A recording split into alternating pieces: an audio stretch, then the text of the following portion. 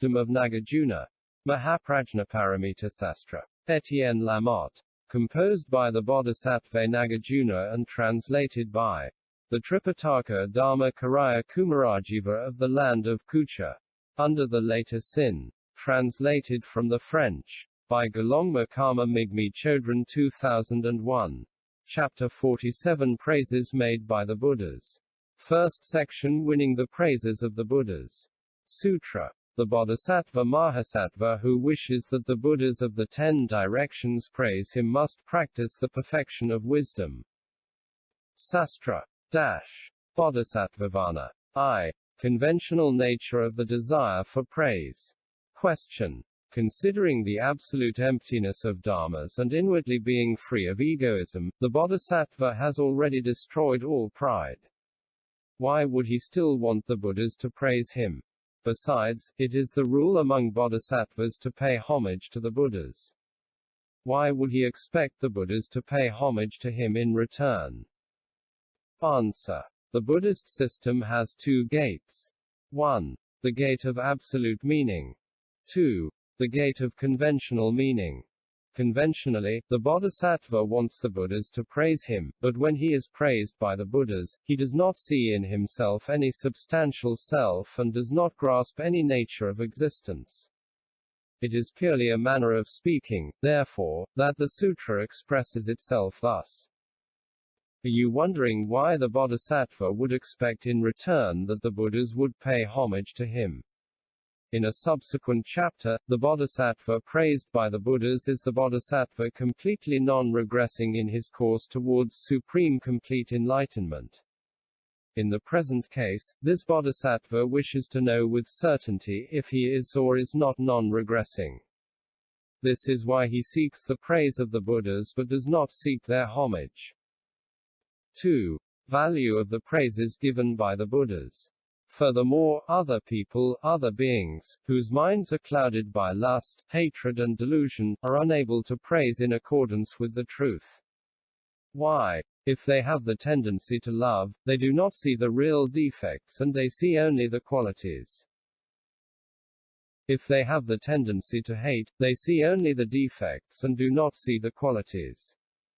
If delusion is predominant in them, they are incapable of really discerning the beautiful from the ugly. Gods and humans have a certain wisdom and the threefold poison is subdued in them. However, they too are incapable of praising in accordance with the truth. Indeed, they are still subject to error, they do not have omniscience and their fetters are not broken. The sravakas and pratyekabuddhas. While they have eliminated the threefold poison, they too cannot praise in accordance with truth for they have not yet exhausted all the traces of passion and, in addition, their wisdom is not perfect. The Buddha alone has definitively destroyed the 3 poisons and their traces and his omniscience is complete. This is why he can praise in accordance with the truth, without exaggerating or minimizing. Consequently, the yogin wants to obtain the praise of the Buddhas in order to know his real qualities. He does not seek the praise of other people. 3. Although non-existent, the Bodhisattva merits special praises. Question. The Buddhas born into the threefold world are detached from the world and for them there is neither me nor mine. They consider that the heretics and bad people on the one hand and the great bodhisattvas and arhats on the other hand are equal and no different. Why then do they praise the bodhisattva? Answer.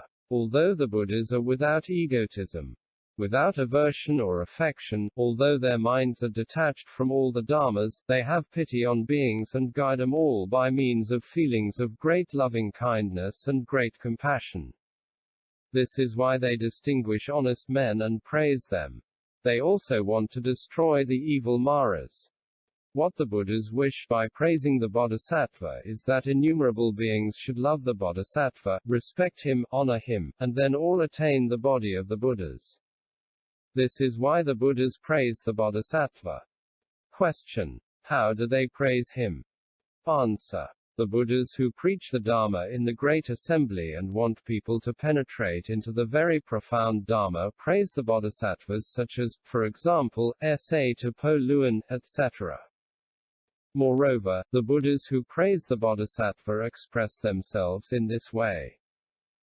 1. The Bodhisattva is able to contemplate the absolute emptiness of dharmas and can also have great loving kindness and great compassion for beings. He is able to practice patience in regard to beings and also to not see beings. Even though he practices patience towards things, he experiences no attachment for all these things. Although he sees the events of past lifetimes, he does not fall into the wrong view of the earlier time. Although he sees beings enter into nirvana without residue of conditioning, he does not fall into the wrong view of the later time.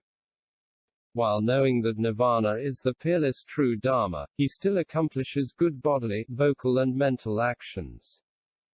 While traveling through samsara, he resolutely loves nirvana.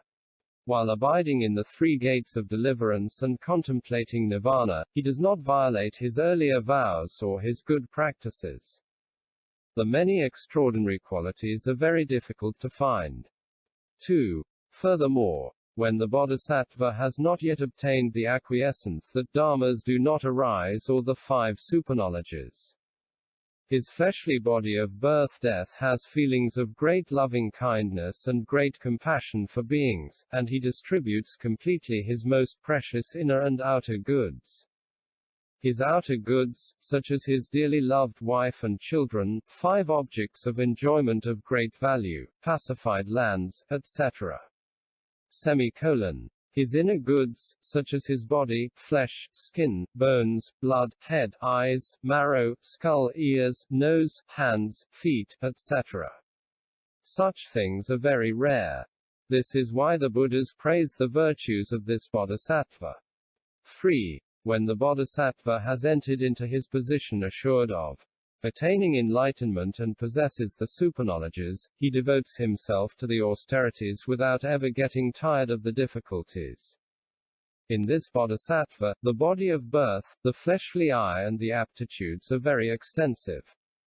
He has feelings of great compassion and he loves the body of the Buddhas. Such feats are very extraordinary. 4. Furthermore, when the bodhisattva is endowed with the purity of morality, he no longer distinguishes between morality and immorality. In the face of dharmas absolutely without birth and always empty, his dharmaksanti and his exertion are unceasing. He has neither attraction nor aversion. To his eyes exertion and laziness are of the same nature and no different. For immense, infinite and incalculable